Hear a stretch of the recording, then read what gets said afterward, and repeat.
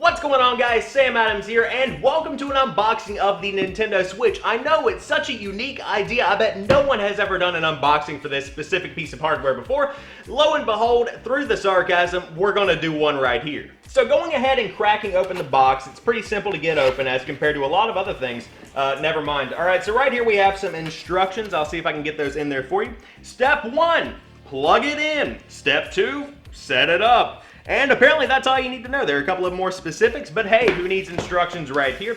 And then once you open it up, beautiful presentation for the Nintendo Switch itself. Now that is surprising. I have never held one of these up close, but it is actually smaller than a Kindle Fire. In fact, that's how big it is as compared to a banana.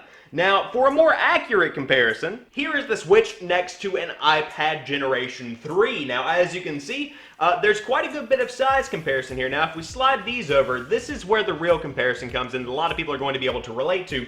Here you have a broken Samsung Galaxy S7. Now, here's pretty much your tiered size comparison right here. This is an iPad, this is a Samsung Galaxy S7. So right here in the Switch, you have something that is a good size. It's a good bit bigger than the Samsung Galaxy S7, but it's not quite so girthy and unwieldy as an iPad. So moving right along, we'll go ahead and take this out of the box for aesthetic effect, place it right there, and move that to the side, and then break out a Joy-Con. Best to grab them by the bag, I believe, just so you don't rip out the analog stick or damage the controller in any way. But that's pretty much the size of the controller that you're getting right there, next to the Switch itself, and of course we will all click all this together here in a minute. But the buttons themselves on this feel like the new Nintendo 3DS. And that is confirmed. I just read that online, but that is exactly what they feel like.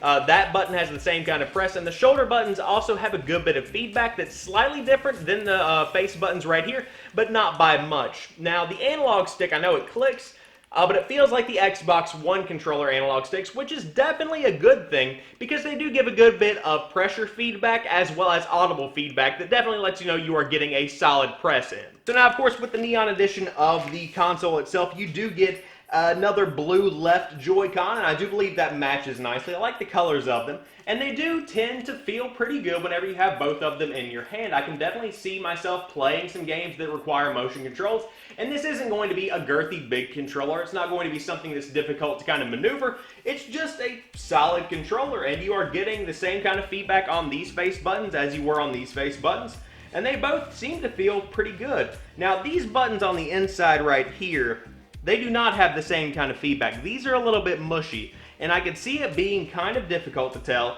if you actually did make any kind of in-game action, if there isn't any kind of direct feedback on the screen. So that might be an issue later on for some people. But it does have a good click to it if you push it and you pay attention enough, so it shouldn't be that big of an issue. So for the sake of aesthetic appeal, we'll go ahead and check out how these things clip on right here. So you just slide down, and it should make an audible. It does make a click, which is a nice feedback to let you know that you do have the Joy-Cons in place. And then you get the same kind of thing on the left. Now, when you do get everything hooked up, it is girthy. It is not large, it is very thin, and it fits good in the hands. It's a little bit bigger than I thought it would be, but that's good because you are going to be playing some hardcore games on this. This isn't just for your standard kind of mobile game. It's, of course, a hybrid console where you are playing full experiences. So to be able to have a lot of space to maneuver, a good bit of space, you don't feel cramped, your fingers aren't going to be cramping up, that is definitely a good thing. For the sake of comparison, I'll go ahead and put the iPad right there. I will put the Samsung Galaxy S7 right there and line everything up nicely. So there's your size comparison. Of course, you have a banana up top, as everyone does. Sliding the Switch to the side and bringing up the rest of the box, let's see what else is included. Right here, we'll go ahead and dive into this. You do have the rest of the base of the Joy-Con controller, so that's that. Then you do have the manual over here, I believe, and then with the safety instructions and whatnot.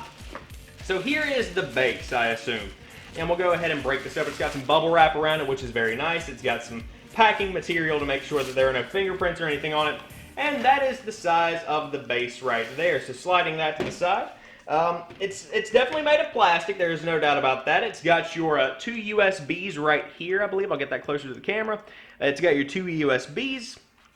It does have, I believe, some type of HDMI at some point. I'm trying to figure out where exactly that would... Okay, so this pops off right here. Oh, cool. So it can route your cable so it doesn't look hideous whenever it's sitting on the top of your TV box. Cool. Nice. All right, so the AC adapter goes here, USB right here, and HDMI out goes right down there. And I'll try and get a good shot of that. That's pretty much where everything is. I'll move my thumb. And that's nice because then you can kind of route everything out and it doesn't just have a whole bunch of cables hanging out of it on the side of your TV stand, which is definitely something that I didn't expect, but I'm pleased to find. Of course, as you do, you take this and you should be able to slide it in right there. And I'm assuming, yeah, you can tell where it clicks in, and that would get it hooked up to the television. And of course, then you would take off the sides of the Joy-Cons, which I suppose we'll do right here. You got to click the button on the back of the Joy-Con to release it from the base or the tablet itself. And so then you would, I'm assuming, just line it up like that. Can you guys see that? Maybe I'm wrong. We're learning together. All right, so then you would clip it in right there. So you slide that on, and then it has a nice feedback. Slide that on, and then there is your Switch Joy-Con whenever it's connected to the base. Now the base itself, very cheap plastic stuff, just rudimentary, very basic controller. Way thinner than any kind of Xbox controller that you would see on the market right now, obviously because this is not the meat of the controller, it's just in these two things right here. That being said, it suffices for what it is. You know, it's not going to be some kind of incredible breakthrough of controller technology, but it definitely does make it feel like your standard kind of controller experience rather than just sitting there with two different Joy-Cons or in tablet mode. So it's a good alternative. So moving that to the side and bringing back the box to the forefront, it does come with your HDMI cable, as it usually does.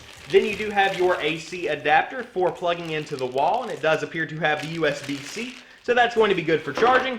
And then of course you do have what appears to be the, oh, these are the wrist straps. Should be two. There's the other one.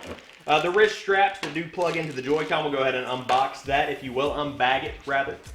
But this is pretty much just to make sure that you don't fling it through your television. I'm assuming that's the right one. Cool. So that just slides on right there. You do have your wrist strap that you would put that on right there. And so now you have a nice